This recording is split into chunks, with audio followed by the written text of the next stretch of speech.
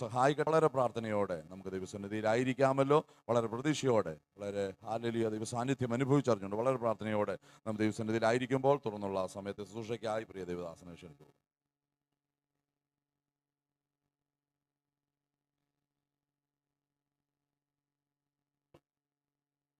Hallelujah. കരങ്ങളെ ഉയർത്തി കർത്താവിന് സ്തോത്രം ചെയ്താട്ടെ. വളരെ അനുഗ്രഹിക്കപ്പെട്ട ഈ നല്ല സമയത്തിനായി കർത്താവിനെ സ്തുതിക്കുന്നു. ദൈവസഭയുടെ അധ്യക്ഷനായിരിക്കുന്ന കർത്താവിൽ അനുഗ്രഹീതനും ദൈവത്താൽ പ്രസിദ്ധനുമായ ബഹുമാനീയ കർത്തൃദാസൻ ദൈവദാസൻ ഈ ദൈവസഭയുടെ അധ്യക്ഷനായിരിക്കുന്ന കർത്താവിൽ അനുഗ്രഹീതനായ കർത്തൃദാസൻ കടന്നു വന്ന എല്ലാ പ്രിയപ്പെട്ടവർക്കും വേഗം വരുന്ന ധന്യനായ യേശു ബൈസിട്ട് തരണേ സ്തോത്രം. വേഗം വരുന്ന ധന്യനായ യേശു ക്രിസ്തുവിൻ്റെ നിസ്തുല്യമായ നാമത്തിലുള്ള ഹൃദയം നിറഞ്ഞ വന്ദനങ്ങൾ ദൈവസന്നിധിയിൽ അറിയിക്കുകയാണ്. ചില നാളുകൾക്ക് മുമ്പ് ഞങ്ങളെ പ്രിയ അപ്പച്ചൻ ചാക്കോപ്പച്ചനെ കാണാൻ ദൈവം സഹായിച്ചു. ഇന്ന് രാത്രി ഒരുമിച്ചായിരിക്കുന്ന ഒത്തിരി സന്തോഷം. മത്തായിച്ചനുമായിട്ടുള്ള ബന്ധം അദ്ദേഹത്തിൽ കൂടിയാണ് എനിക്ക് ലഭിച്ചത്. ഇന്ന് രാത്രിയിൽ അവരൊക്കെ ആയിട്ടുള്ള കൂട്ടായ്മ വളരെ അനുഗ്രഹമായി തീരുവാൻ ദൈവം സഹായിച്ചല്ലോ. വളരെ പ്രാർത്ഥനയോടെ നമുക്ക് ഇന്ന് രാത്രി ദൈവസന്നിധിയിലായിരിക്കാം. നിങ്ങൾക്ക് തരാനായിട്ട് കർത്താവിൻ്റെ പക്കലേൽപ്പിച്ച ദൂതനാധാരമായി ഇരമ്യാ പ്രവാചകന്റെ പുസ്തകം അതിൻ്റെ 18-ാമത്തെ അധ്യായത്തിൻ്റെ 4-ാമത്തെ വാക്യം ദൈവസന്നിധിയിൽ വായിക്കും.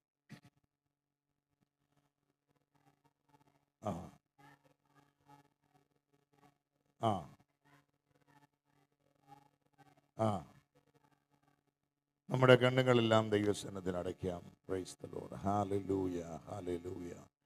എല്ലാവരും ദൈവസന്നിധിയിൽ പ്രാർത്ഥിച്ചാട്ടെ. ഒരു ദൈവസാന്നിധ്യത്തിന് വേണ്ടി ആത്മാവിൽ എല്ലാവരും ഒരുക്കപ്പെട്ടെ അധരങ്ങൾ തുറന്ന് ദൈവത്തിന് സ്തോത്രം ചെയ്ത് പറയുകയും കാൽക്കരങ്ങൾ ഇരുമ്പാണികളാലേ കാൽക്കരങ്ങൾ ഇരുമ്പാണികളാലേ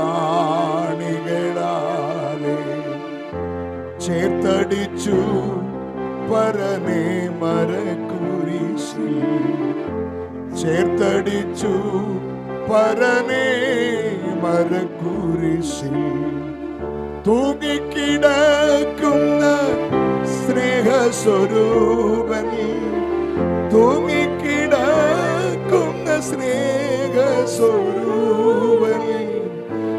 ആയെനിക്കായി മരിച്ചു മരിച്ചു മരിച്ചു ആയെനിക്കായി മരിച്ചു മരിച്ചു മരിച്ചു ആശ്ചര്യമേ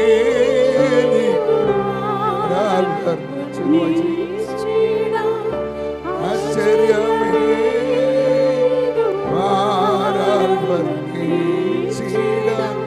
കൃപയേ കൃപയേ കൃപയേ കൃപയേ കൃപയേ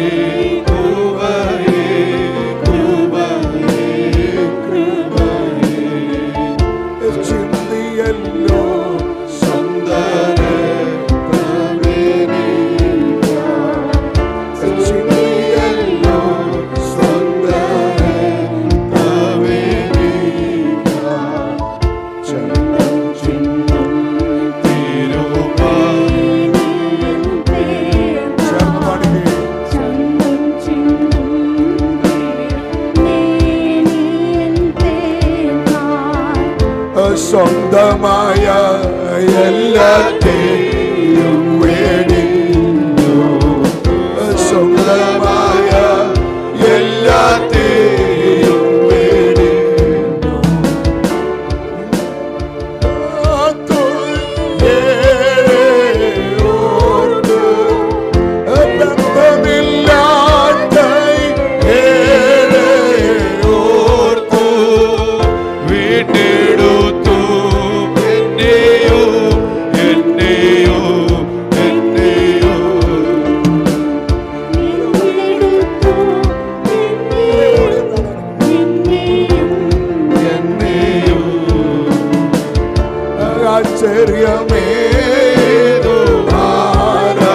ചേർന്ന് പാട്.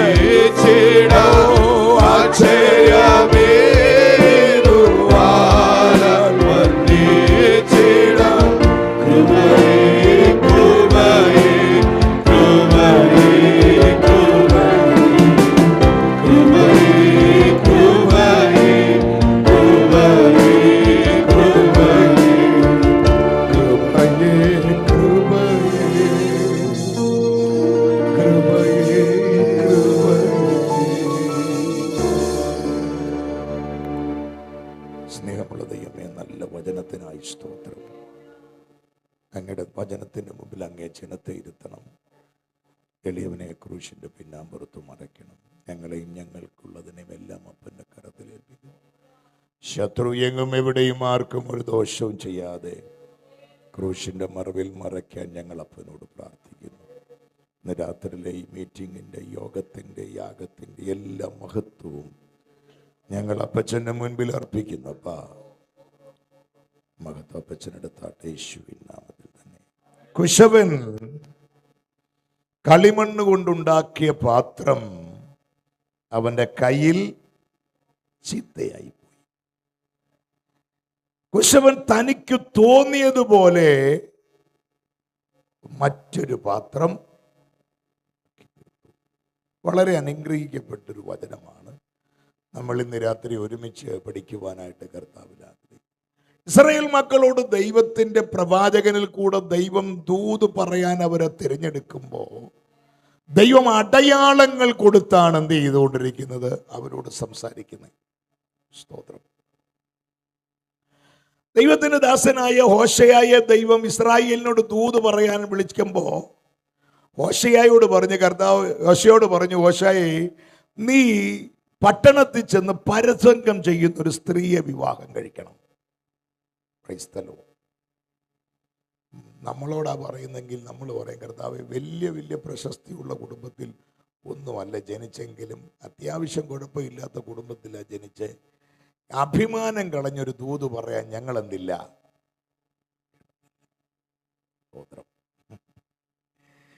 ഹോശയ ദൈവത്തിന്റെ അരുളപ്പാട് ഏറ്റെടുത്തപ്പോ തൻ്റെ മാന്യതയൊന്നും നോക്കിയില്ല. ദൈവത്തിന്റെ അരുളപ്പാട് ഇസ്രായേലിനോട് പറയാൻ ദൈവത്തിന്റെ ദാസനായി ഈ ഹോശയ പരസംഗം ചെയ്യുന്നൊരു സ്ത്രീയെ കല്യാണം കഴിക്കും. നമുക്കറിയാം, യേശു കർത്താവ് ജനിക്കുന്നതിന് മുമ്പ് യേശുവിൻ്റെ അമ്മ മറിയ തൻ്റെ പ്രാർത്ഥനാ മുറിക്കകത്ത് പ്രാർത്ഥിച്ചുകൊണ്ടിരിക്കുമ്പോൾ തൻ്റെ ഭാവി പ്രതിസുത വരൻ്റെ ജീവിതം, അവരുടെ കുടുംബ ജീവിതം ഒക്കെ മുൻപിൽ സ്വപ്നം കണ്ടുകൊണ്ട് പ്രാർത്ഥനാ മുറിയിൽ പ്രാർത്ഥിച്ചുകൊണ്ടിരിക്കുമ്പം പ്രാർത്ഥനാ മുറിയിൽ പ്രത്യക്ഷപ്പെട്ട ദൈവത്തിൻ്റെ ദൂതൻ ഗബ്രിയേൽ ദൂതൻ വന്നിട്ട് പറഞ്ഞു, കൃപ ലഭിച്ചവളെ നിനക്ക് വന്ദനം എന്ന് പറഞ്ഞിട്ട് പറയുക, നീ ഗർഭിണിയായി ഒരു മകനെ പ്രസവിക്കും, ദൈവം നമ്മോടുകൂടെ എന്നർത്ഥമുള്ള ഇമ്മാനുവേൽ എന്ന് എന്ത് ചെയ്യും, പേർ വിളിക്കപ്പെടും. കേട്ടപ്പോൾ ഞെട്ടിപ്പോയി. അവള് ഒരു വേർഡ് കർത്താവിൻ്റെ ദൂതനോട് പറഞ്ഞു, ഇതാ ഞാൻ കർത്താവിൻ്റെ ദാസി, നിന്റെ വാക്കുപോലെ എന്ത് ചെയ്യട്ടെ. ഞാൻ ആ പെങ്കൊച്ചിനോട് പറഞ്ഞു, കുഞ്ഞെ, കല്യാണം കഴിഞ്ഞിട്ടില്ല, നിശ്ചയമേ കഴിഞ്ഞിട്ടുള്ളൂ. കല്യാണം കുഴിക്കുന്നതിന് മുമ്പ് ഗർഭിണിയാണെന്ന് പറഞ്ഞാൽ വാട്സപ്പും ഫേസ്ബുക്കും ഇൻസ്റ്റാഗ്രാമും ഉള്ളിടത്തോളം കാലം നിന്റെ കല്യാണം ആയിസി നടക്കുകയില്ല. ആരും ഒരാമയും പറഞ്ഞില്ല. കല്യാണം കഴിക്കുന്ന പെങ്കൊച്ച് കല്യാണത്തിന് മുമ്പ് ഗർഭിണിയാണെന്ന് പറഞ്ഞാൽ ലോകത്തിൽ ഒരൊറ്റ ആളുകൾ അവളെ കല്യാണം കഴിക്കാൻ പിന്നീട് വരത്തില്ല.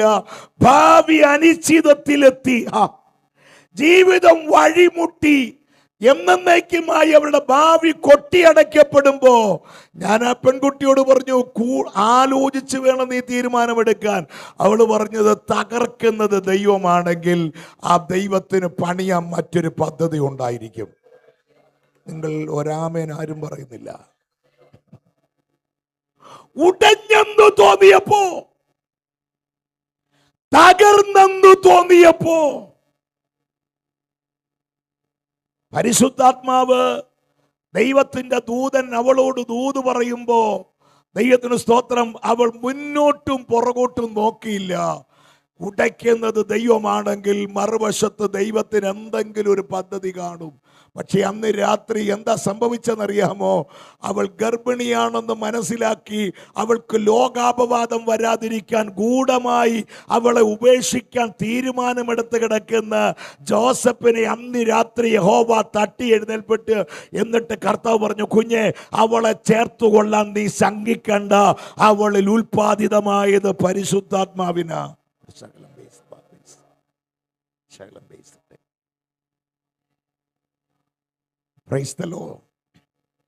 അവളിൽ ഉൽപ്പാദിതമായത് പരിശുദ്ധാത്മാവിലാ. സ്തോത്രം. ശ്രദ്ധിക്കണേ. ഇവിടെ തകർന്നെന്ന് തോന്നുമ്പോ മറുവശത്ത് എന്ത് ചെയ്യുന്നു? കർത്താവ് പണിയുന്നു. മനസ്സിലാകുന്നവർക്കായി സ്തോത്രം. അപ്പൊ തകർക്കുന്ന ദൈവത്തിന് എന്ത് ചെയ്യാൻ പറ്റും? പണിയാനും പറ്റും. സ്തോത്രം. അടയാളങ്ങൾ കൊടുത്ത് ഇസ്രായേലിനോട് ഇടപെട്ട ദൈവം എന്ത് ചെയ്തെന്നറിയാമോ? ദൈവത്തിന് സ്തോത്രം. യിരെമ്യാവിനോട് ദൈവം പറഞ്ഞു, നീ കുശവന്റെ വീട്ടിൽ ചെല്ലണം, അവിടെ വെച്ച് ഞാൻ നിന്നോട് എന്ത് ചെയ്യും? എൻ്റെ ആലോചന അറിയിക്കും. ഒരിക്കലും എസെക്കിയേലിനെ ദൈവത്തിൻ്റെ അരുളപ്പാട് അറിയിക്കാനായി ദൈവം തിരഞ്ഞെടുത്തപ്പോൾ എസെക്കിയേലിനോട് പറഞ്ഞു, നീ ഒരു ഇഷ്ടിക എടുത്ത് യെരൂശലേമിന്റെ പടം എന്ത് ചെയ്യണം? വരയ്ക്കണം. 4:1 വായിച്ചേ.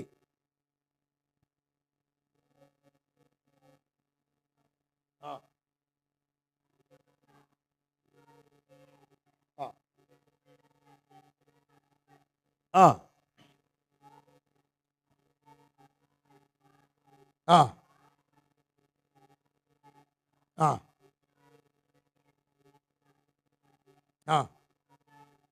ആ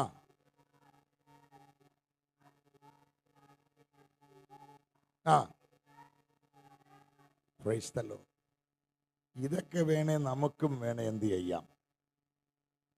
പടം വരയ്ക്കാൻ കഴിവുണ്ടെങ്കിൽ ഇഷ്ടിക എടുത്ത് യെരൂശലേമിൻ്റെ പടം വരച്ച് അതിന് ചുറ്റും കൊത്തളം പണിത് അതിന് ചുറ്റും വാടകോരി യന്ത്രമുട്ടി വെച്ച് ഈ ഇരുമ്പ് മതിൽ പോലെ വെച്ച് ഒക്കെ നമുക്കും വേണമെങ്കിൽ ചെയ്യാം. പക്ഷേ ഇവിടം കൊണ്ടുവന്ന് പ്രവാചകന്റെ ഡ്യൂട്ടി തീർന്നില്ല. പ്രവാചകനോട് പറഞ്ഞു, ഇസ്രായേൽ മക്കളുടെ അകൃത്യം നിന്റെ ശരീരത്തിൽ വഹിച്ചുകൊണ്ട് 390 ദിവസം ഇടതുവശം ചെരിഞ്ഞ് കിടക്കണം. ഒരു ടാസ്ക് പരിശുദ്ധാത്മാവ് പ്രവാചകന് കൊടുക്കുക, ഇസ്രായേലിനോട് ദൂത് പറയാൻ. എത്ര ദിവസം കിടക്കണം? 390 ദിവസം ഇസ്രായേലിൻ്റെ അകൃത്യം ശരീരത്തിൽ വെച്ചുകൊണ്ട് ഇടതുവശം ചെരിഞ്ഞ് കിടക്കണം. സ്തോത്രം. നമ്മളൊരു രാത്രി കിടക്കുന്ന പോലെയാണോ സാറേ നേരം വെളുക്കുമ്പോൾ എഴുന്നേക്കുന്നത്?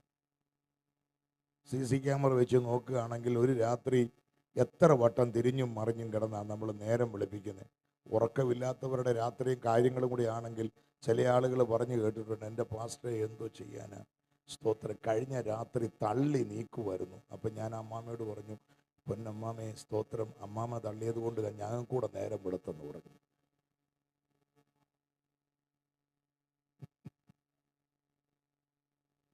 ഒരു രാത്രി തിരിഞ്ഞും മറിഞ്ഞും തിരിഞ്ഞും കിടന്ന് നേരം വെളുപ്പിക്കുന്ന നമ്മുടെ ജീവിതത്തിൽ ദൈവം പറയാ, കുഞ്ഞെ, ഇടതുവശം ചെരിഞ്ഞ് 390 ദിവസം കിടക്കണം.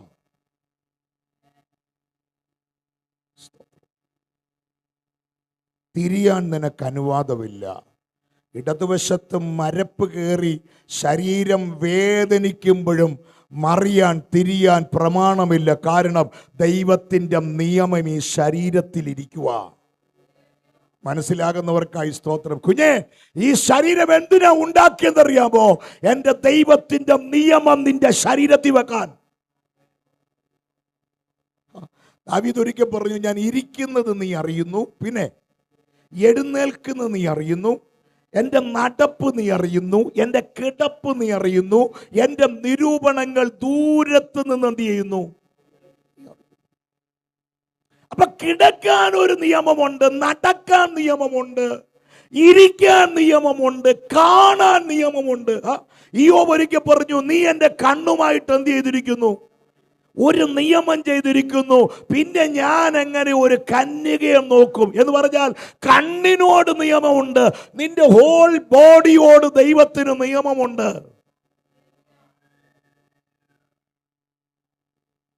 ഈ അബ്രഹാമിനെ കുറിച്ച് പഠിക്കുമ്പോൾ അബ്രഹാമിന് ശരിക്കും അദ്ദേഹം മാനസാന്തരപ്പെട്ടത് 99-ാമത്തെ വയസ്സിലാണ്. വായിച്ചേ 17, 13 ഒന്ന് വായിച്ചേ.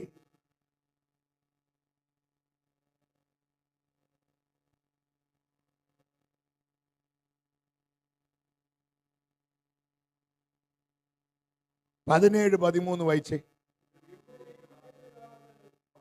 നിങ്ങളാരും LKG ആളുകളല്ലല്ലോ. അബ്രഹാമിനെ കുറിച്ച് എഴുതിയിരിക്കുന്നത് പുതിയ നിയമത്തിലല്ലല്ലോ, പിന്നെ ഏതാ പുസ്തകമെന്ന് ചോദിക്കണോ? വിശ്വാസത്തിൽ PhD എടുത്ത് വെച്ചിരിക്കുന്ന നമ്മൾ. ആ ആ നിന്റെ വീട്ടിൽ ജനിച്ച ദാസനും നീ വില കൊടുത്തു വാങ്ങിയവനും പരിച്ഛേദന ഏറ്റേ തീരൂ. ഒരാമയും പറഞ്ഞേ ദൈവമക്കളെ. അപ്പൊ ഈ ശരീരം എന്തിനുള്ളതാ? ഈ ശരീരം എന്തിനാ? പാൻറ്റും കോട്ടും സൂട്ടും പൗഡറും ഫേഷ്യലും ഒക്കെ ചെയ്തുകൊണ്ട് നടക്കാൻ മാത്രം ഉള്ളതല്ല. ഈ ശരീരം ദൈവത്തിന്റെ നിയമം വഹിക്കാനാ. 1 കൊരിന്ത്യർ 6:19 വായിച്ചേച്ചാ.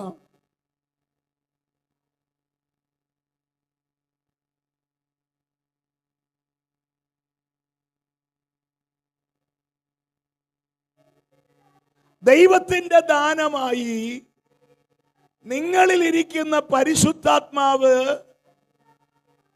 മന്ദിരമാകുന്നു നിങ്ങളുടെ ശരീരം. 3:16 അങ്ങനെ വായിച്ചേ. നിങ്ങൾ ദൈവത്തിന്റെ മന്ദിരമെന്നും പിന്നെ ദൈവത്തിന്റെ ആത്മാവ് നിങ്ങളിൽ വസിക്കുന്നു എന്നും നിങ്ങൾ അറിയുന്നില്ലയോ?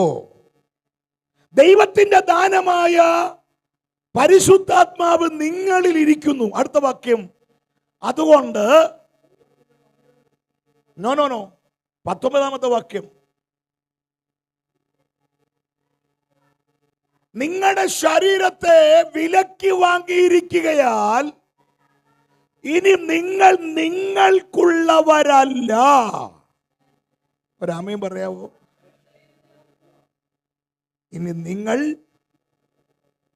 താന്താങ്ങൾക്കുള്ളവരല്ല. പിന്നെ ഒരാമയും പറഞ്ഞാട്ടെ. ഈ ശരീരം എന്തിനാന്നറിയാമോ? ദൈവത്തെ പ്രസാദിപ്പിക്കാൻ. എത്ര പേർക്ക് മനസ്സിലാകുന്നുണ്ട്? ഈ ശരീരം ദൈവത്തിന്റെ നിയമം എഴുതി വെക്കാനുള്ള ശരീരമാണ്. മോശയോട് ദൈവം ഒരിക്കൽ പറഞ്ഞു, ഞാൻ നിന്നെ എൻ്റെ ജനത്തിന്റെ നടുവിൽ നിയമമാക്കി വെക്കും. ഞാൻ നിന്നെ എൻ്റെ ജനത്തിന്റെ നടുവിൽ നിയമമാക്കും. ഈ ബോഡി എന്ന് പറയുന്നത് ദൈവത്തിന്റെ നിയമം ചുമ്മാനുള്ള ശരീരമാണ്. നിന്നെ കാണുന്നവർ ദൈവത്തിന്റെ നിയമം വായിക്കണം. മനസ്സിലാകുന്നവരുണ്ട്? ഒരു നല്ല ആമേൻ പറ. പലക ദൈവത്തിന്റെ പണിയും പലകയിൽ പതിഞ്ഞ എഴുത്ത് ദൈവത്തിന്റെ എഴുത്തുമായിരുന്നു. ഏതാ ഈ പലക? നിന്റെ ഹൃദയം എന്ന പലക. അതിനകത്ത് കർത്താവ് പറഞ്ഞു, കുഞ്ഞെ, ഇന്നലെ ഞാൻ നിനക്ക് വേണ്ടി ഉണ്ടാക്കി തന്നതെല്ലാം നിഷ്പ്രയാസം നീ അടിച്ചുടച്ചു കളഞ്ഞു. പക്ഷെ ഇന്ന് ഞാൻ നിന്നോട് പറയാ, നീ ഒരു പലക ചെത്തിക്കൊണ്ട് എൻ്റെ അടുക്കൽ വരണം. അതിനകത്ത് എൻ്റെ നിയമം ഞാൻ എന്ത് ചെയ്യും? കുഞ്ഞെ, ഈ ശരീരം നിന്റെ ഇഷ്ടത്തിന് ഉപയോഗിക്കാൻ ഉള്ളതല്ല. പരിശുദ്ധാത്മാവിന് അവന്റെ നിയമം വെക്കാനുള്ള ശരീരമാ. ഇനി നിങ്ങൾ ആരല്ല? താങ്കൾക്കുള്ളവര് അല്ല. അബ്രഹാം 99 വയസ്സുള്ളപ്പോ യഹോവ പ്രത്യക്ഷപ്പെട്ടിട്ട് പറഞ്ഞു, നീ നിന്റെ വീട്ടിൽ ജനിച്ച ദാസനും നീ വില കൊടുത്തു വാങ്ങിയവനും പരിച്ഛേദന ഏറ്റേ തീരൂ. പരിച്ഛേദന എന്ന് പറയുന്നത് പുതിയ നിയമത്തിലെ മാനസാന്തരവാ. എങ്ങനെ പരിച്ഛേദന? പുതിയ നിയമത്തിലെ മാനസാന്തരം. ഹൃദയത്തിന്റെ പരിച്ഛേദന, ചെവിയുടെ പരിച്ഛേദന.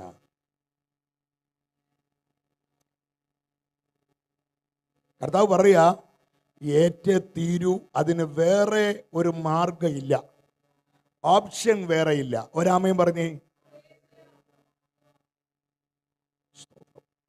ഇനി നിങ്ങൾ ആ 23-ാം വാക്യം വായിച്ചേ, 17:23 വായിച്ചേ.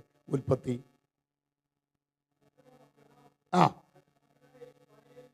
തന്റെ മകനായ ഇസ്മായേലിനെയും തന്റെ വീട്ടിൽ ജനിച്ച സകല ദാസന്മാരെയും താൻ വിലയ്ക്ക് വാങ്ങിയവരെയും അബ്രഹാമിന്റെ വീട്ടിൽ സകല പുരുഷന്മാരെയും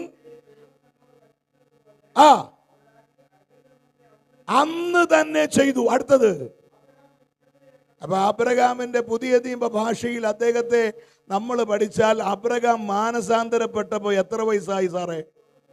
99-ാമത്തെ വയസ്സിൽ എന്ത് ചെയ്തേ? മാനസാന്തരപ്പെട്ടെ. ആമേൻ. 99-ാമത്തെ വയസ്സിൽ മാനസാന്തരപ്പെട്ടപ്പോൾ 18-ാം അധ്യായത്തിൽ 100-ാമത്തെ വയസ്സിൽ ദൈവത്തിന്റെ വാഗ്ദത്തം ലഭിക്കുന്നു. മനസ്സിലാകുന്നുണ്ടോ? 17-ാമത്തെ അധ്യായത്തിൽ മാനസാന്തരപ്പെട്ടു, 18-ാമത്തെ അധ്യായത്തിൽ അദ്ദേഹത്തിന് വാഗ്ദത്തം കിട്ടുന്നു. അപ്പൊ ഇതിനിടയിൽ ഉണ്ടായ കാര്യം എന്താന്ന് ചോദിച്ചാൽ, വിടിവിക്കപ്പെടാൻ, വിട്ടുകളയാൻ, മാനസാന്തരപ്പെടാൻ ചില ഏറിയകളുണ്ട്. അതിന്ന് രാത്രി വിടണം. നമ്മൾ ഇന്നലെ പാടിയതുപോലെ അല്ലേ, നാടുവിട്ടു, വീടുവിട്ടു, കൂട്ടം വിട്ടു അല്ലേ. വിട്ടെന്ന് പാട്ടേ ഉള്ളൂ, പലതും എന്ത് ചെയ്തിട്ടില്ല, വിട്ടിട്ടില്ല. ക്രിസ്മസ് വിട്ടിട്ടില്ല, സ്തോത്രം, ഓണം വിട്ടിട്ടില്ല അല്ലേ, ഉയർത്തെഴുന്നേൽപ്പ് വിട്ടിട്ടില്ല, മുഹൂർത്തം വിട്ടിട്ടില്ല, 28 കെട്ടൽ വിട്ടിട്ടില്ല, അടുക്കള കാണൽ വിട്ടിട്ടില്ല. ഒരാമേ നിങ്ങളാരും മിണ്ടുന്നില്ല. വിട്ടിട്ട് പറയാം പാസ്റ്റർ എന്നും പറഞ്ഞിരിക്കുക.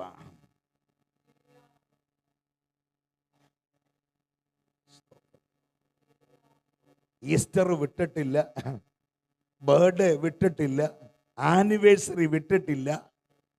എന്താ മിണ്ടാത്തെ? അതെല്ലാം ആരുടെയാ അച്ഛാ? അതെല്ലാം ജാതികളുടെയാ. പക്ഷെ പെന്തിക്കോസുകാരനിതേ എന്ത് പിള്ളേരുടെ പേരിൽ ആഘോഷിക്കുന്നവരുണ്ട്. എന്തോ പറയാനാ പാസ്റ്റർ, പിള്ളേർക്ക് വേണ്ടി ഞങ്ങൾ എന്ത് ചെയ്യുന്ന?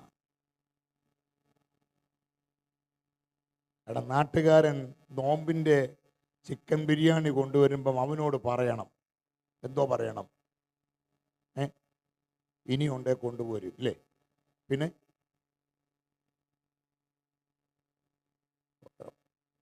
ഞങ്ങൾ പെന്തിക്കോസുകാരാന്ന് പറയണം, ഞങ്ങൾ വേർപെട്ടവരാന്ന് പറയണം.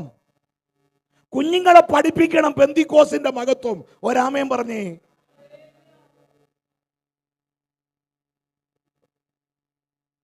പൊത്തിഫറിന്റെ വീട്ടിൽ വന്ന് ജോസഫ് പൊത്തിഫറിന്റെ തീൻമേശയിൽ വിളമ്പുന്ന ഭക്ഷണത്തെ കുറിച്ച് എഴുതിയിട്ടുണ്ട്. അവൻ തീൻമേശയിൽ വിളമ്പുന്ന ഭക്ഷണം ഒഴികെ മറ്റൊന്നും ശ്രദ്ധിച്ചില്ല. ഒരു വേർഷനിൽ അങ്ങനെ എഴുതിയിരിക്കുന്നത്. ഞാൻ വേറൊരു വേർഷൻ വായിച്ചപ്പോൾ അറിഞ്ഞിരുന്നില്ലെന്ന് എഴുതിയിരിക്കുന്നത്. അപ്പൊ അറിയാനും ഉണ്ട്, പിന്നെ ശ്രദ്ധിക്കാനും ഉണ്ട്. ഭക്ഷണം അറിഞ്ഞു വേണം കഴിക്കാൻ, ശ്രദ്ധിച്ചു വേണം കഴിക്കാൻ. നിന്നെ കുരുക്കാൻ പിശാച മണ്ഡലത്തിൽ നിനക്കെതിരെ ഭക്ഷണത്തിൽ കൂടെ കുരുക്കുണ്ടാക്കുന്നുണ്ടെന്ന് ജോസഫിന് മനസ്സിലായപ്പോ ജോസഫ്, ദൈവത്തിന് സ്തോത്രം, ശ്രദ്ധിച്ചാ കഴിക്കുന്നേ. നാട്ടുകാരൻ കൊണ്ട് ബിരിയാണി, ചിക്കൻ ബിരിയാണി നോമ്പിന്റെ കൊണ്ട് തരുമ്പം വട്ടം കൂടിയിരുന്ന് ആത്മാവിൽ പ്രാർത്ഥിച്ച് അന്യഭാഷ പറഞ്ഞ് തീ ഇറക്കി പിന്നെ രക്തവും കൂടെ തളിച്ച് കഴിക്കാൻ പെന്തിക്കോസുകാരൻ എന്തോ ഇല്ല. കൂടെ ഉണ്ടോ? രാമേ പറ, ശക്തിയോട് ഹല്ലേലൂയ പറ.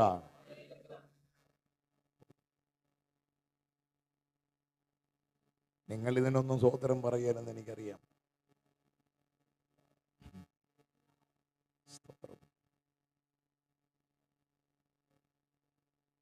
പാപം ചെയ്യാനായി പിശാചി ജോസഫിനെ അവളുടെ ബെഡ്റൂമിലോട്ട് വിളിക്കുമ്പം അതിൻ്റെ വാതിൽക്കൽ നിന്നുകൊണ്ട് പിശാചിനോട് ജോസഫ് പറഞ്ഞൊരു സ്റ്റേറ്റ്മെൻറ്റ് എനിക്ക് ഭയങ്കര ഇഷ്ടമാണ്. എടി പീറപ്പെണ്ണെ, ഒരു സത്യം ഞാൻ നിന്നോട് പറയാം.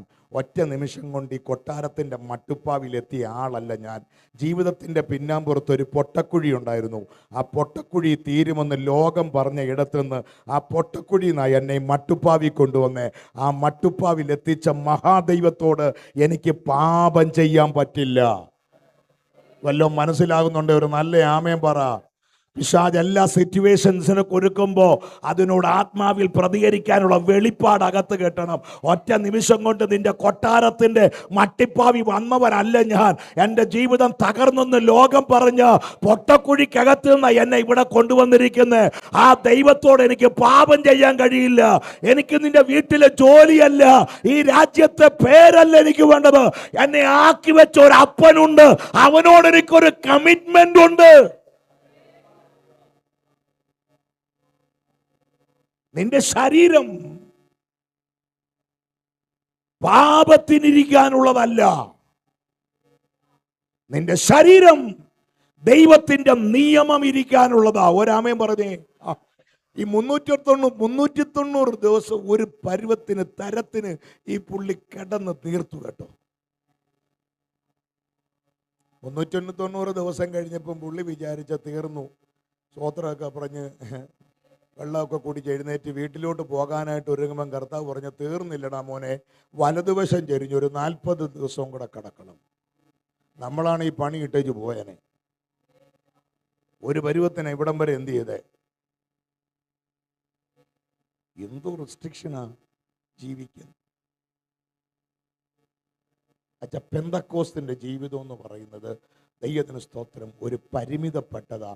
എല്ലാവരും കാണുന്നത് നമുക്കെന്തില്ല, എല്ലാവരും പറയുന്നത് നമുക്ക് പറയാൻ പറ്റില്ല. എല്ലാവരും ചെയ്യുന്നത് നമുക്കെന്തില്ല, ചെയ്യാൻ പറ്റില്ല. നമ്മൾ ആരാ? ഒരു ഡിവോട്ടിയാ. ഒരാമയം പറഞ്ഞേ. ആണെങ്കിൽ ഒരാമയം പറ. നിനക്കൊത്തിരി റെസ്ട്രിക്ഷൻസുകൾ പെന്തിക്കോസിനകത്തുണ്ട്. മനസ്സിലാകുന്നവർക്കായി സ്തോത്രം. തലമുറയെ നമ്മളത് പറഞ്ഞ് പഠിപ്പിക്കുക. മനസ്സിലാകുന്നവർക്കായി സ്തോത്രം. എല്ലാം വിട്ടേച്ചിറങ്ങിയവരാണ് നമ്മൾ.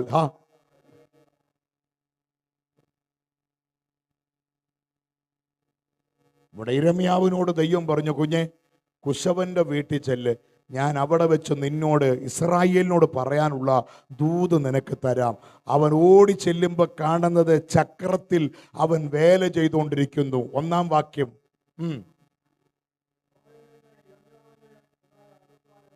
ആ ആ ആ ആ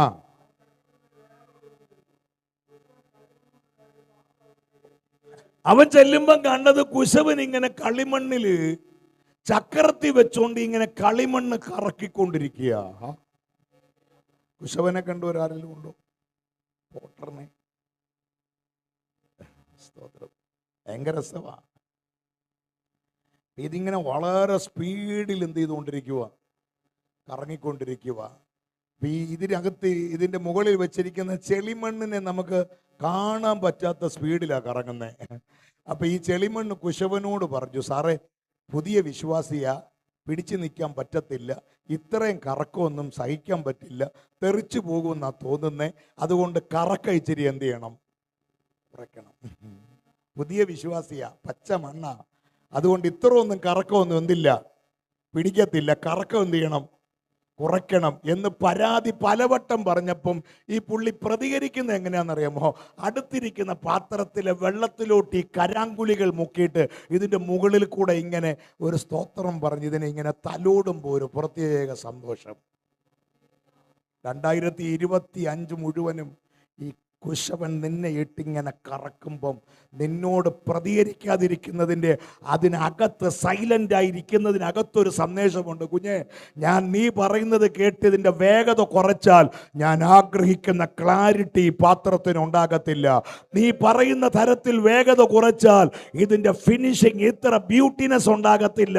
ഞാൻ എൻ്റെ വേഗത കറക്കുന്നത് 2026 എൻ്റെ ദൈവത്തിന് നിന്നെ വളരെ ക്ലാരിറ്റിയോ ക്ലാരിറ്റിയോടെ ഉപയോഗിക്കണം. നല്ലൊരു പെർഫെക്ഷൻ ഉണ്ടാകണം, നല്ലൊരു ബ്യൂട്ടി ഉണ്ടാകണം. അതുകൊണ്ടാണ് നിന്നെ ഇട്ട് കറക്കുന്നത്. ഇന്ന് പകല് കറങ്ങുന്ന എത്ര ദൈവമക്കളുണ്ട് കുഞ്ഞെ? നിന്നോട് ദൈവത്തിന് ഇന്ന് രാത്രി പറയാനുള്ള ഒരു സന്ദേശം ഞാൻ പറയാം. ദൈവത്തിന് സ്തോത്രം. കറക്കം കൂടുന്നെങ്കിൽ പറ, എന്റെ ദൈവത്തിന് നിന്നെ പുതുതായി പുണതെടുത്ത് നിന്നെ ക്ലാരിറ്റിയോടെ ഉപയോഗിക്കാൻ. നിന്റെ പ്രാർത്ഥന, നിന്റെ പ്രസംഗം, നിന്റെ പ്രവചനം, നിന്റെ ദൂത്, നിന്റെ അരുളപ്പാട്, നിന്റെ ദൈവിക ആലോചനകൾ എല്ലാം ക്ലാരിറ്റി ആകണം.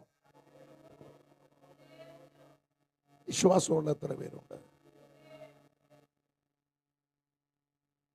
ഇവിടെ വായിക്കുന്നത് ചീത്തയായി പോയെന്നാ. ഞാൻ പറയുന്നത് ചീത്തയായി പോയതല്ല, ചീത്തയാക്കിയതാ. ഒരാമയും പറഞ്ഞേ, ശക്തിയോടെ രാമയും പറഞ്ഞേ, ബലത്തോടെ രാമയും പറഞ്ഞേ. ചീത്തയായി പോയ ധാരാളം പാത്രങ്ങളുണ്ട്. ചീത്തയായി പോയ ധാരാളം. കയ്യും ചീത്തയായി പോയ പാത്രമാണ്. പിന്നെ ശലോമോൻ ചീത്തയായി പോയ പാത്രം. ദേമാസ് ചീത്തയായി പോയ പാത്രമാണ്. ഹൂമനിയോസും അലക്സാണ്ടറും ചീത്തയായി പോയ പാത്രമാണ്. നിങ്ങൾ എൻ്റെ കൂടെ ഉണ്ടോ? രാമയും പറ. പത്രോസിനെയും ചീത്തയാക്കാൻ പിശാച് എന്ത് ചെയ്തു? നോക്കി. പത്രോസിനോട് കർത്താവ് ഇടയ്ക്കിടയ്ക്ക് പറയും, മോനെ ചുമ്മാ ഇവിടെ ഷോപ്പിംഗ് മാളിൽ കിടന്ന് കറങ്ങരുത്, സന്ധ്യ ആകുമ്പോൾ എന്ത് ചെയ്തോണം? വീട്ടിൽ പോക്കോണം. കാരണം നിന്നെ പാറ്റാനായിട്ട് പിശാച് എന്നോട് എന്ത് പറഞ്ഞു? അനുവാദം ചോദിച്ചു. നിന്റെ പേര് മാത്രമേ എന്നോട് പറഞ്ഞുള്ളൂ. നിന്റെ കൂട്ടത്തിൽ സഹോദരന്മാർ പലരുണ്ട്. യോഹന്നാനുണ്ട്, ബർത്തലോമായി ഉണ്ട്, തദായി ഉണ്ട്, പിന്നെ ആരൊക്കെയുണ്ട്? യാക്കോബുണ്ട്, അൽഫായുടെ മകനായ യാക്കോബുണ്ട്, തദായി ഉണ്ട്, മത്തായിച്ചനുണ്ട്.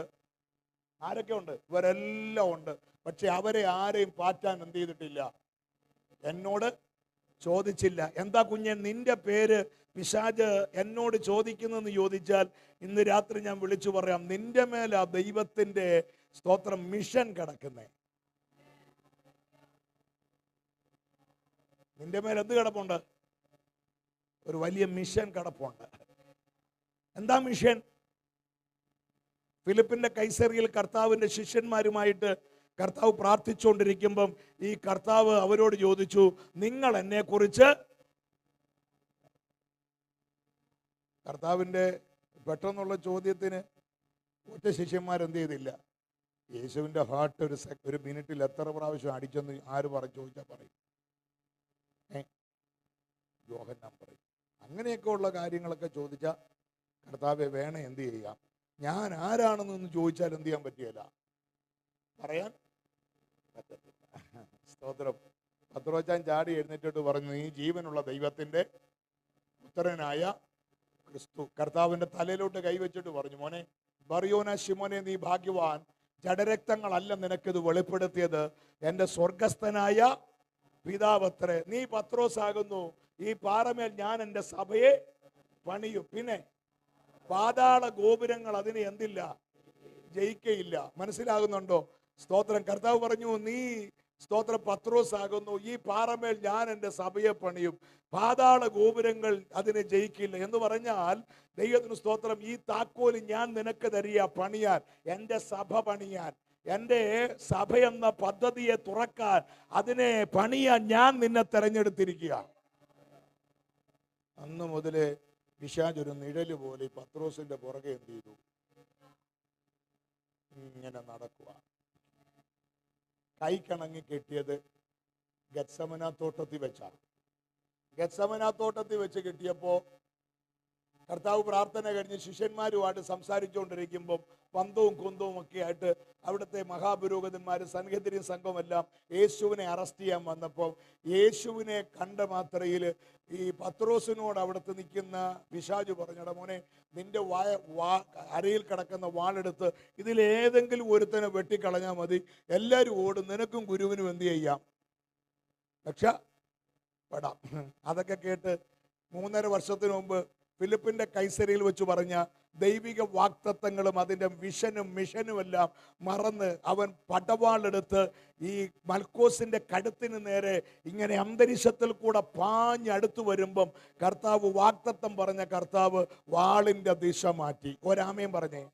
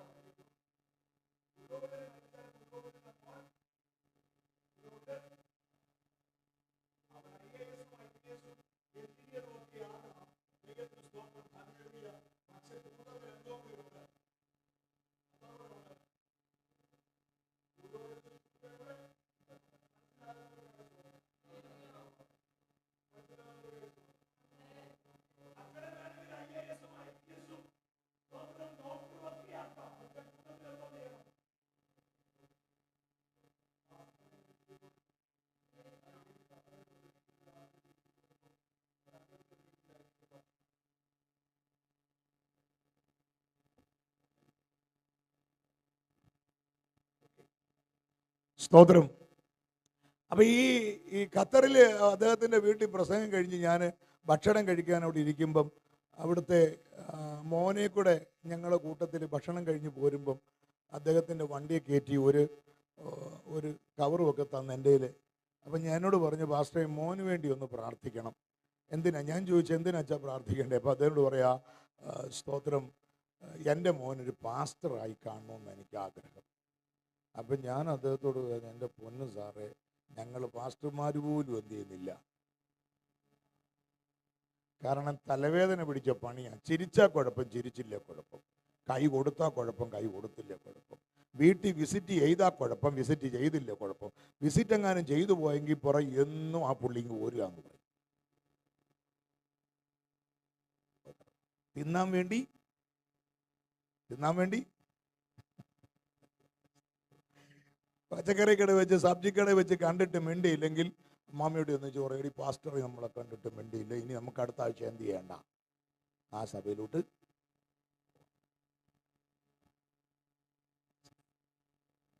അപ്പൊ ശരിക്കും നിങ്ങൾ ഈ പാസ്റ്റർ മിനിസ്ട്രി എന്ന് പറഞ്ഞാൽ എന്തോ തലവേദന പിടിച്ച പണിയാണ്. അപ്പൊ എന്നോട് പറയാ, ഈ മനുഷ്യൻ പറയാ, ലോകത്തിൽ ഏറ്റവും വലിയ ശുശ്രൂഷ എന്ന് പറഞ്ഞ പാസ്റ്റർ മിനിസ്ട്രിയാ.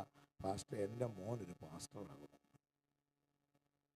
ഞങ്ങളുടെ കുഞ്ഞുങ്ങളൊക്കെ ദൈവത്തിന് സ്തോത്രം പാസ്റ്റർ മിനിസ്ട്രിയും ജോലിയും കൂടെ ചെയ്യണമെന്ന് ആഗ്രഹിക്കുന്ന ആളുകളാണ്.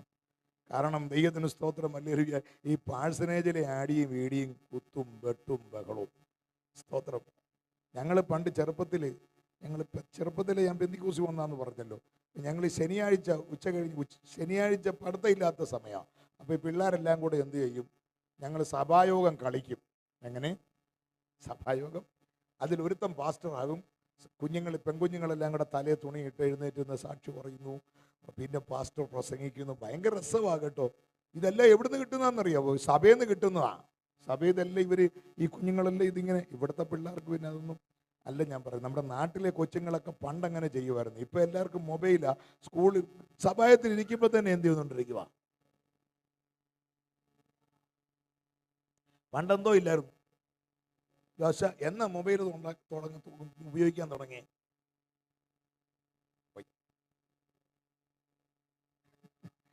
ഇപ്പം ജനിച്ച് വീഴുന്ന നമ്മുടെ പാസ്റ്ററുടെ കുഞ്ഞു മോനക്ക് വരെ എന്ത് ചെയ്യാം? അവൾ തന്നെ സെൽഫി എടുക്കുക. Praise the Lord. കുഞ്ഞുങ്ങൾക്ക് എല്ലാം അറിയാം. നമ്മളൊക്കെ എത്ര വർഷം കഴിഞ്ഞാച്ചാ ഈ സാധനത്തെ പറ ഇല്ലേ? അപ്പൊ അവർക്കിതൊന്നും ശ്രദ്ധിക്കാൻ നേരെയില്ല. അവരുടെ ശ്രദ്ധ മുഴുവൻ ക്ലോക്കല്ല. ദൈവമേ 9 മണിയാകുമ്പോൾ 9 മണിയാകുമ്പോൾ എന്ത് ചെയ്യണം? നിർത്തണം, പെട്ടെന്ന് വീട്ടിൽ ചെല്ലണം, ഇൻസ്റ്റാഗ്രാമിൽ എന്ത് ചെയ്യണം? പിന്നെ ടിഷ്യൂ എന്തുവാ? ടിഷ്യൂ വെടിവെച്ച് കളിക്കുക. എന്തുവാ? പട്ടാളത്തിൽ ഇവന്മാർക്ക് ജോലി കിട്ടുമെന്നായിരിക്കും തോന്നുന്നത്. കാരണം ശരിക്കും ഷൂട്ട് ചെയ്യുന്നുണ്ട്. വേണ്ടുന്നില്ല, കൃത്യമായിട്ട് ചെന്ന് അവൻ്റെ നെഞ്ചി കയറും. വീണോടാ അത് പറയും. ഞങ്ങളങ്ങനെ അന്ന് ഈ സംഗതി ഒന്നുമില്ല. ഞങ്ങൾക്ക് കിട്ടുന്ന ഞങ്ങൾ ഈ സഭായോഗം ഒബ്സർവ് ചെയ്യും. എന്നിട്ട് വീട്ടിൽ വന്ന് എന്ത് ചെയ്യും? സഭായോഗം കളിക്കും. കളിച്ചിട്ടുണ്ടോ? ഇല്ല. സാക്ഷ്യവും പ്രസംഗവും എല്ലാം കഴിയുമ്പോൾ പിന്നെ കൂട്ട അടി എന്നാന്ന് ചോദിച്ചാൽ അതും ഈ സഭയിൽ നിന്ന് കിട്ടിയതാ. കമ്മിറ്റി കഴിഞ്ഞപ്പോൾ അടി കണ്ടു. അപ്പൊ അവര് വിചാരിക്കുന്നത് സഭായോഗത്തിൽപ്പെട്ട സാധനമായി. എന്ത്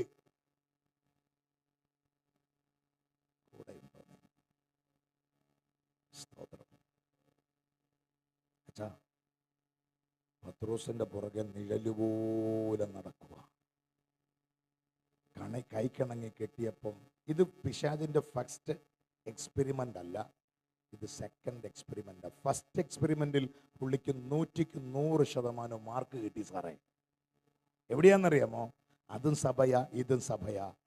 കർത്താവിൻ്റെ ദാസനായിരിക്കുന്ന ദാവീദിനെ, പാവം പിടിച്ചൊരു ഭക്തനായ മനുഷ്യനെ, ഒരു വിശ്വസ്തനായവനെ പടയുടെ മുമ്പിൽ നിർത്തി ശത്രുവിൻ്റെ സ്തോത്രം പടവാളുകൊണ്ട് അരിഞ്ഞു വീഴ്ത്തി അവൻ്റെ ഭാര്യയാക്കിയെടുത്ത് ഇങ്ങനെ മഹാരഥനെ പോലെ കൊട്ടാരത്തിൽ വിലസുമ്പം അവൻ്റെ മുമ്പിൽ ഒരു പ്രാകൃത വേഷം ധരിച്ചു വന്ന മനുഷ്യൻ പറഞ്ഞു, ആ മനുഷ്യൻ നീയാണെന്ന് പറഞ്ഞപ്പോൾ താഴെ ദൈവത്തിൻ്റെ മുമ്പിൽ വീഴുന്ന മനുഷ്യൻ പിൽക്കാലത്ത് അവൻ്റെ സഭ പണിയാൻ, ദൈവാലയം പണിയാൻ കയറി വന്നപ്പോൾ കർത്താവ് പറഞ്ഞു, മോനെ എനിക്ക് നിന്നെ ഭയങ്കര ഇഷ്ടമാടാ, നീ എൻ്റെ ഹൃദയപ്രകാരമുള്ള മനുഷ്യനാ, സന്തോഷമാ, പക്ഷെ നീ എൻ്റെ വിശുദ്ധ ആലയം പണിയണ്ട.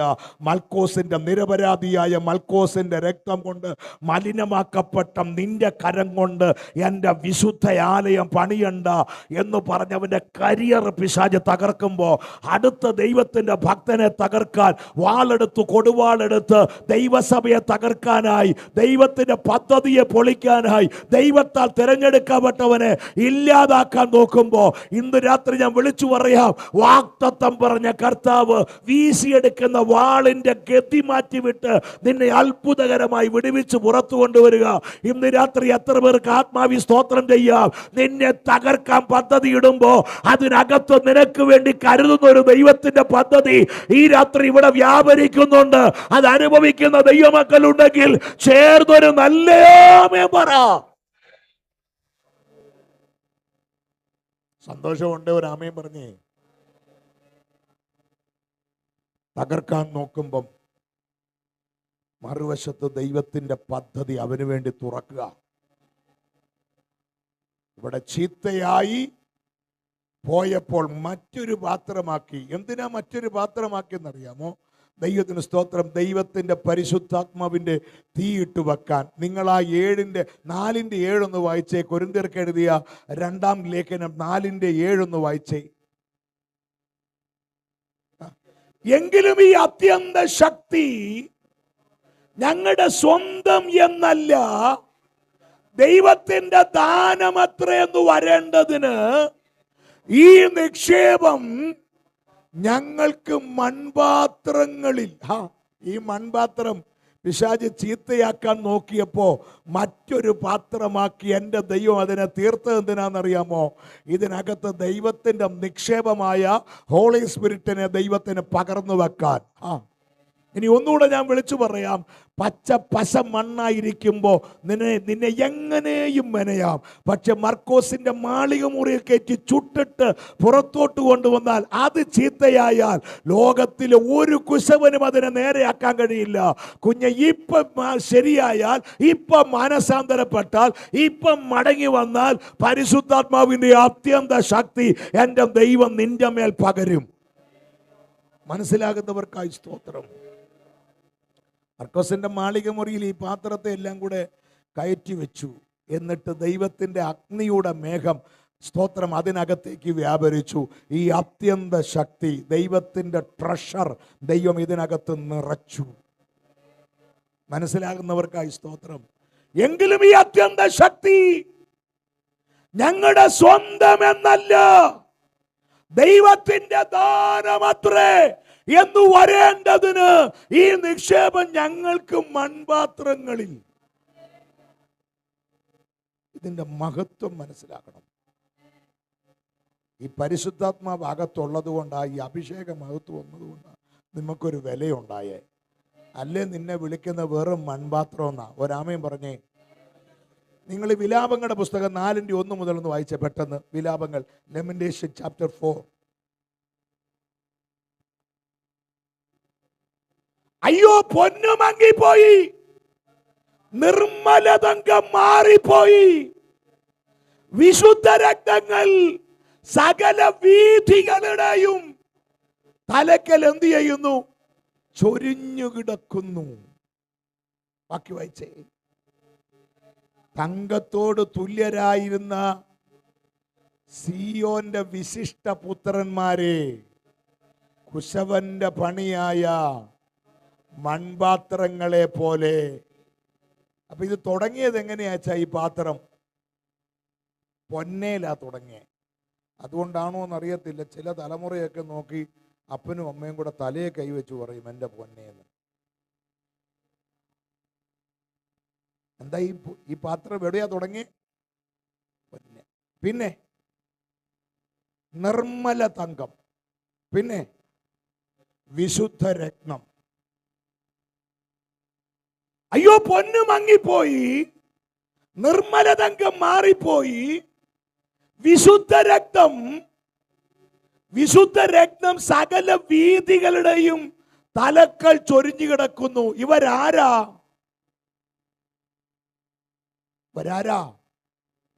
സിയോന്റെ വിശിഷ്ട പുത്രന്മാർ. അവരിപ്പോ എങ്ങനെയായേ? കുശവന്റെ പണിയായ മൺപാത്രങ്ങളെ പോലെയായി. മനസ്സിലാകുന്നുണ്ടോ? അപ്പൊ എനിക്കൊരു സ്തുതിക്കാൻ, ഒരു സ്തോത്രം പറയാൻ, ഒരു ദൂത് ഞാൻ പറയാം. നീ പൊന്നോ തങ്കമോ വിശുദ്ധരത്നമോ ആയ പാത്രമാണെങ്കിൽ ആയുസിൽ നിന്നെ രംഗത്ത് കൊണ്ടുവരാൻ പറ്റത്തില്ല. പൊന്നുകൊണ്ടൊരു പാത്രമുണ്ട്, ജോസ്റ്റാൻ എവിടെ വെക്കും? അടുക്കള വെച്ചേക്കുവോ? പറ, എവിടെ വെക്കും? എന്നും എടുത്ത് നോക്കും ഈ പാത്രം. എന്നിട്ട് അലമാരിക്കകത്ത് എന്ത് ചെയ്തേക്കും? സൂക്ഷിച്ച് സേഫായിട്ട് വെക്കും. യോഗം കഴിഞ്ഞ് വന്നാൽ ഉടനെ ചെയ്യാൻ പോകുന്ന ഡ്രസ്സ് പോലും മാറാതെ ആ പാത്രം ചെന്ന് നോക്കും, അല്ലേ? ഇനി വേണ്ട, തങ്കം കൊണ്ടൊരു പാത്രമാണ് എവിടെ വെക്കും? അതിനേക്കാൾ സേഫാക്കി വെക്കാൻ പറ്റുന്ന സ്ഥലം ഉണ്ടെങ്കിൽ വെക്കും. ഇനി പോട്ടെ, രത്നം കൊണ്ട് ആ ഒരു പാത്രം വീട്ടിലുള്ള എങ്ങനെ കൂടെ കൊണ്ടുവെക്കും? അത് വീട്ടിൽ വെക്കുകയല്ല, എവിടെ വെക്കും? ബാങ്കിലെ ലോക്കറിൽ കൊണ്ട് വെക്കും. എല്ലാ മാസവും ചെന്ന് എന്ത് ചെയ്യും? കീട്ട് തുറന്ന് നോക്കിയാ സ്തോത്രം കഴിക്കും. കുഞ്ഞെ, നീ മൺപാത്രമായത് നല്ലതാ. എന്തിനാണെന്നറിയാമോ? നിന്നെ എവിടെയും വെക്കാം. പരസ്യോഗത്തിലും വെക്കാം, കൺവെൻഷനും വെക്കാം, മാസയോഗത്തിനും വെക്കാം, ഉപവാസ പ്രാർത്ഥനയ്ക്കും വെക്കാം. ആരും എടുത്തോണ്ട് എന്ത് ചെയ്യല പോവുകയല്ല. സന്തോഷമുണ്ട് രാമൻ പറഞ്ഞു. ഏത് പാത്രമാകണം? എവിടെയും വെക്കാം, എങ്ങനെയും ഉപയോഗിക്കാം. പക്ഷെ ഒരു കാര്യം സൂക്ഷിച്ചുപയോഗിക്കണം. ഇല്ലേ അമ്മാമ്മയുടെ ഉള്ള സ്വഭാവം മുഴുവനും അറിയും. അല്ലേ അച്ചായൻ്റെ? പണ്ടൊരാൾ 40 ദിവസം ഉപവാസം എടുത്തു. എന്തിനു വേണ്ടിയെന്നറിയാമോ? കോപം മാറാൻ, അരിശം മാറാൻ. 40 ദിവസം വെള്ളം കുടിക്കാതെ പുള്ളി കർത്താവിനോട് പറഞ്ഞു, കർത്താവ് ഞാൻ ഭയങ്കര കോപിയാ, അതുകൊണ്ട് കർത്താവ് എൻ്റെ കോപം എന്ത് ചെയ്യണം? 40 ദിവസത്തെ ഉപവാസം കഴിഞ്ഞ് സഭയിലെ കഞ്ഞിയും കുടിച്ച് കോപമൊക്കെ മാറി കാണുന്നവരോടെല്ലാം ഇങ്ങനെ ചിരിച്ചു വരുമോ പുള്ളി? കോപം മാറിയില്ലേ? അമ്മാമ്മ പോയില്ല കേട്ടോ യോഗത്തിന്. അച്ഛൻ കോപമൊക്കെ മാറി വീട്ടിൽ വന്ന് കസേര വന്നിരുന്ന ഉടനെ ഒരു ഗ്ലാസ് ചായ ഉണ്ട് കൊടുത്തിച്ച് പറഞ്ഞു, അച്ഛാ കോപമൊക്കെ മാറി വെച്ചാ. എന്നെ ചിരിച്ചോണ്ട് പറഞ്ഞു, മാറിയടി മുഴുവൻ പോയോ അച്ഛാ? പിന്നെ പുള്ളിക്കാരൻ ഒന്നുകൂടെ പറഞ്ഞു, ചിരിച്ചിട്ട് പറഞ്ഞു, ചായ കുടിച്ചോണ്ട് പറഞ്ഞു, എടി കോപമെല്ലാം പോയടി, ഭയങ്കര സന്തോഷമാ, ഇനി ഞാൻ എന്തില്ല. ഒരു 4 പ്രാവശ്യം ചോദിച്ചപ്പം ഈ പോയ കോപം എല്ലാം കൂടെ ഒന്ന് വെച്ച് പറഞ്ഞു, നിന്നോടല്ലടി പറഞ്ഞ എൻ്റെ കോപം എല്ലാം പോയെന്ന്.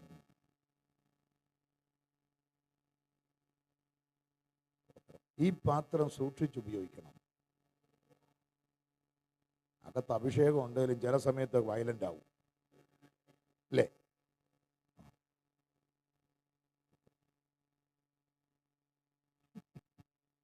സ്തോത്രം.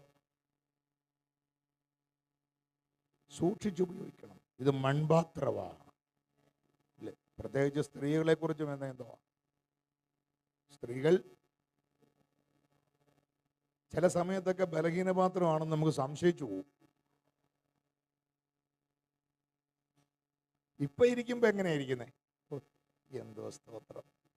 ഈ സൈലൻസ് ഒക്കെ കണ്ട് സഭയിൽ വീട്ടിലൊക്കെ ഇതുപോലെയാണെങ്കിലേ നമ്മുടെ സഭ വീടൊക്കെ എത്ര അനുഗ്രഹം. നിങ്ങളുടെ കാര്യമല്ല പറയുന്നത്, നിങ്ങളുടെ കേസേ അല്ല പറയുന്നത്.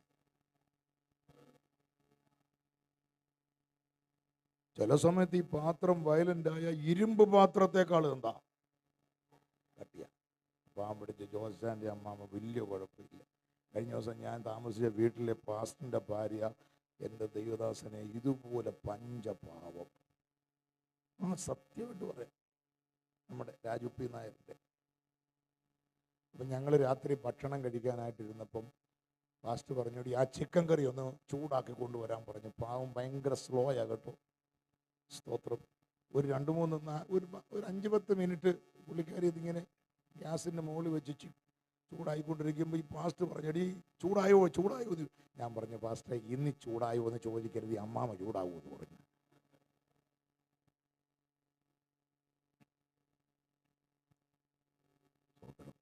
അന്നേരം എന്നോട് പറയാം, എൻ്റെ പാസ്റ്ററെ ജീവിതത്തിൽ ഇന്ന് വരെ അവൾ ചൂടായിട്ടില്ല, ഇനി ചൂടാകത്തില്ലെന്ന്.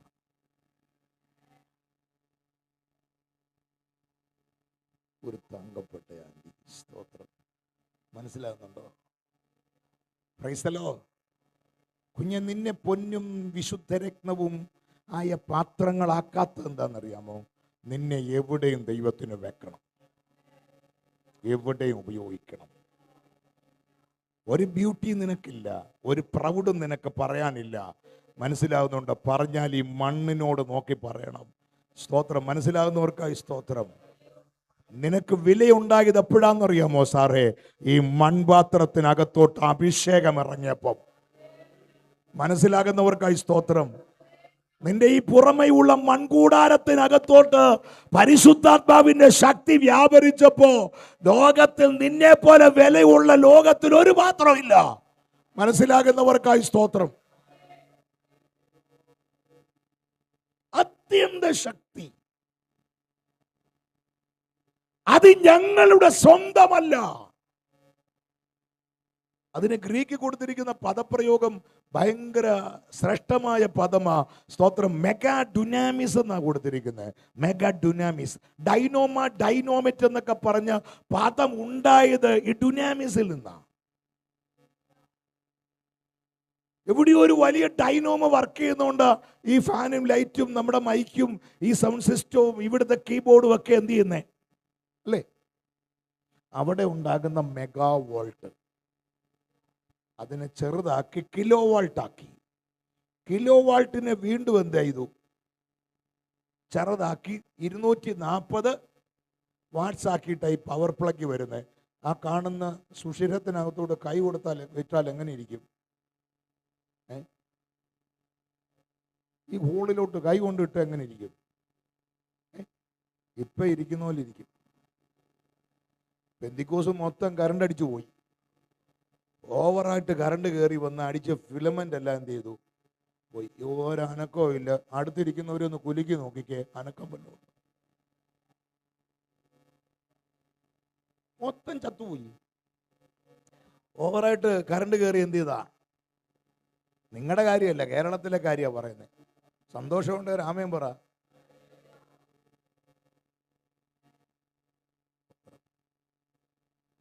ഈ ഡുനാമിസിനെ, അത്യന്ത ശക്തിയെ എന്റെ കർത്താവ് കൊണ്ടുവച്ചിരിക്കുന്ന പാത്രമായി എനിക്ക് അത്ഭുതം തോന്നിയ ഈ മൺപാത്രം കർത്താവിന്റെ നിക്ഷേപം, എൻ്റെ സ്വർഗത്തിലെ അപ്പച്ചൻ്റെ ട്രഷറാ കൊണ്ടുവന്ന് എവിടെ വെച്ചിരിക്കുന്നേ? ഒരു 10 കോടി രൂപ സാറിനുണ്ടെങ്കിൽ എവിടെ കൊണ്ടുവെക്കും? കുറഞ്ഞു പോയതിൽ യോഗം കഴിഞ്ഞ് എന്നോട് പരിഭവം പറയില്ലേ? 10 കോടി ഉണ്ട്, എവിടെ വെക്കും? ബാങ്കിൽ വെക്കും. ഏത് ബാങ്കിൽ? പൊട്ടിപ്പോകുന്ന ചിട്ടി കമ്പനി. ജോസ പറ. ഞാൻ 1 കോടി ഉള്ളെന്ന് എനിക്കറിയാം, 10 കോടിയൊന്നുമില്ല. എവിടെ കൊണ്ടുവെക്കും? മിണ്ടില്ല.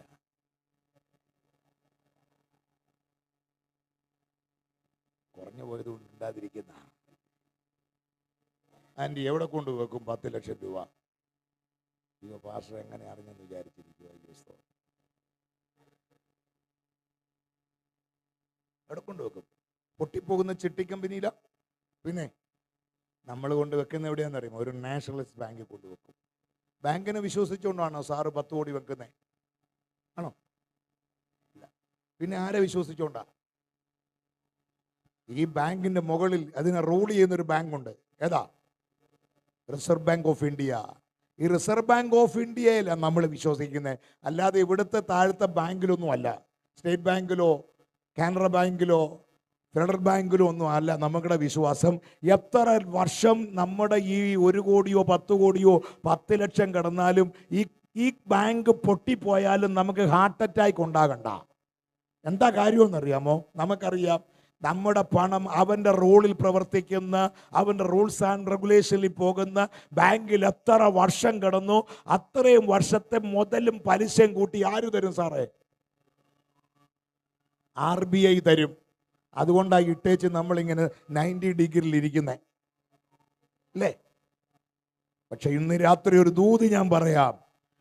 സൂക്ഷിച്ചുപയോഗിച്ചില്ലെങ്കിൽ താഴെ വീണാൽ പൊട്ടിത്തകരുന്ന ഈ മൺപാത്രത്തിനകത്തെൻ്റെ ദൈവം ഈ നിക്ഷേപം കൊണ്ട് വെക്കുന്നത് ഈ പാത്രത്തെ വിശ്വസിച്ചുകൊണ്ടാണ്. മനസ്സിലാകുന്നുണ്ട്? ഒരു നല്ല ആമേൻ പറ. ദൈവത്തിന് ഉപയോഗിക്കാൻ കൊള്ളാവുന്ന തരത്തിൽ എവിടെയും നിന്നെ ഉപയോഗിക്കാമെന്ന് ദൈവത്തിന് അറിയാവുന്നത് കൊണ്ട് കുഞ്ഞ്, നിന്നെ ദൈവത്തിന് 100% വിശ്വാസമാ. തകരത്തില്ലെന്ന്, സാഹചര്യം വരുമ്പോൾ പൊളിയത്തില്ലെന്ന്, യുദ്ധം വരുമ്പോൾ ഇറങ്ങി ഓടത്തില്ലെന്ന് ഈ പുസ്തകത്തിലൊരു വാക്യമുണ്ട്. ആയുധം ധരിച്ച വില്ലാളികളായ ആയുധം ധരിച്ച വില്ലാളികളായ എഫ്രൈമർ, ബാക്കി നിങ്ങൾ പറ, യുദ്ധ ദിവസത്തിൽ അവർ പിന്തിരിഞ്ഞുപോയി. കൂടെ ഉണ്ട് ഒരാമയം പറ കുഞ്ഞെ. നിന്നെ പിന്തിരിയാൻ വിളിച്ചതല്ല, യുദ്ധത്തിന്റെ മുൻപിൽ യുദ്ധം വരുമ്പോൾ നിർത്താൻ അത്യന്ത ശക്തി നിന്റെ മേൽ പകർന്ന് എൻ്റെ ദൈവം നിന്നെ ഇവിടെ ആക്കി വെച്ചിരിക്കുക. വിശ്വാസമുണ്ട്? ഒരു നല്ല ആമയം പറ. എന്തിനാ കുഞ്ഞെ നിന്നെ പണിത്? എൻ്റെ ദൈവത്തിന്റെ തീ ഇട്ടുവെക്കാൻ, ദൈവത്തിന്റെ അഭിഷേകം ഇട്ടുവെക്കാൻ, ദൈവത്തിന്റെ കൃപാവരം ഇട്ടുവെക്കാൻ, പരിശുദ്ധാത്മാവ് നിക്ഷേപം നിന്റെ മേലെ ദൈവം പകർന്നിരിക്കുക. വിശ്വസിക്കുന്നവരാമയം പറ. അച്ഛാ 7:15 മുതലൊന്ന് വായിച്ചേ, 16 മുതൽ വായിച്ചേ. ന്യായാധിപന്മാരുടെ പുസ്തകം 7:16 മുതൽ വായിച്ചേ. പെട്ടെന്ന് ഷോർട്ട് കട്ട് കയറി നിർത്താം. ആ, ന്യായാധിപന്മാർ 7:16 മുതൽ പെട്ടെന്ന്.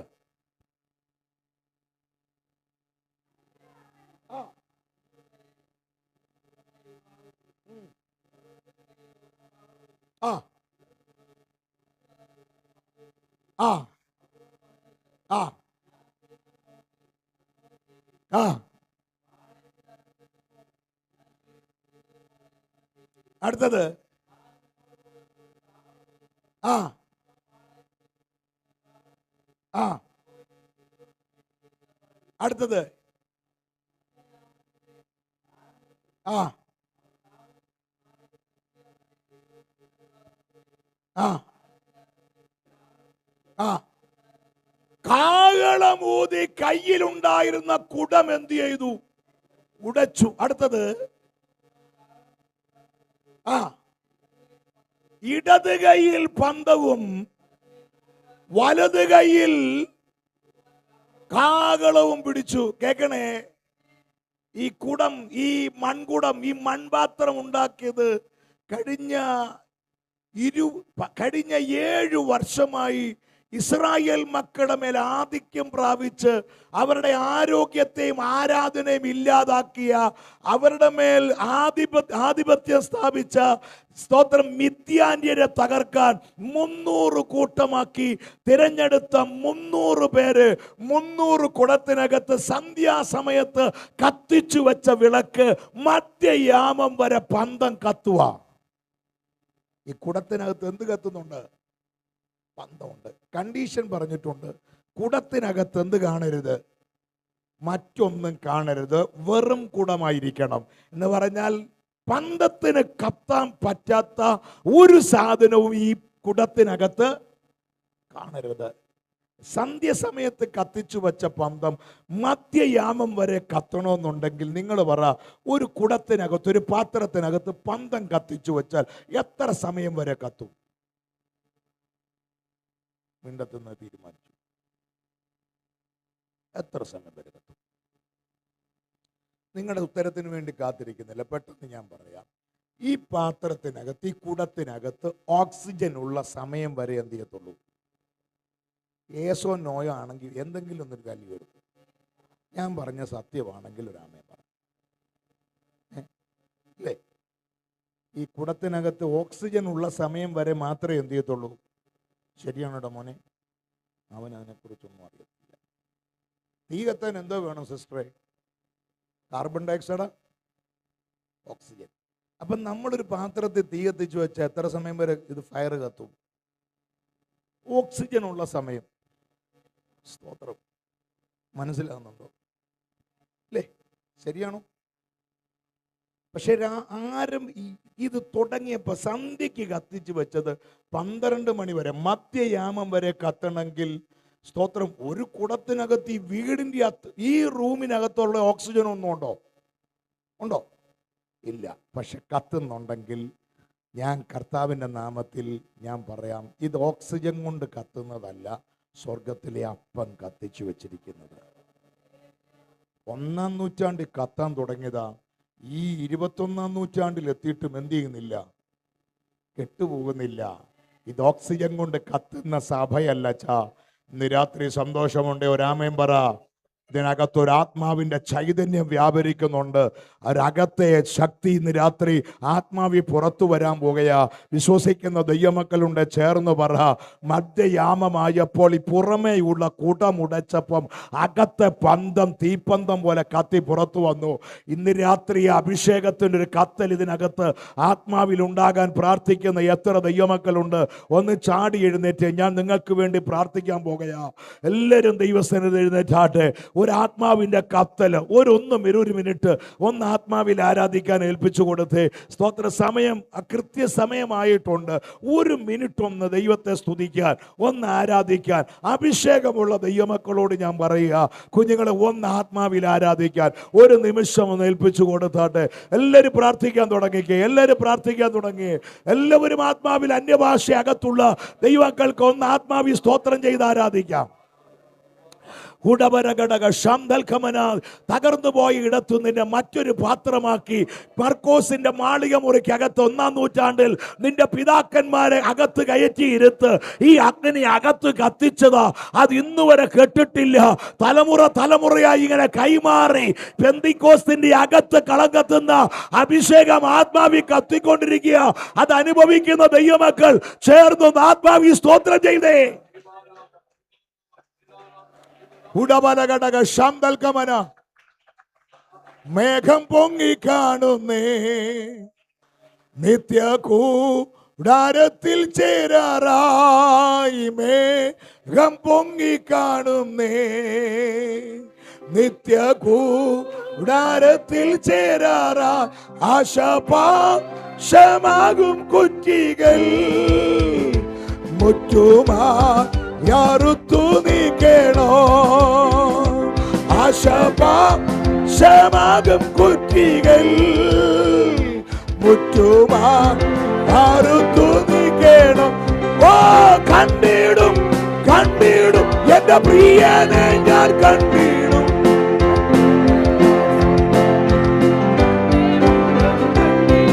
ഓ കണ്ടിടും കണ്ടിടും എന്റെ പ്രിയനെ ഞാൻ കണ്ടിടും. അന്യനല്ല യേശുവേ മണാളനേ, പ്രത്യാശയിൻ പ്രദീപമേ, യേശുവേ മണാളനേ, പ്രത്യാശയിൻ പ്രദീപമേ. ഓ കണ്ടിടും കണ്ടിടും എന്റെ പ്രിയനെ ഞാൻ കണ്ടിടും.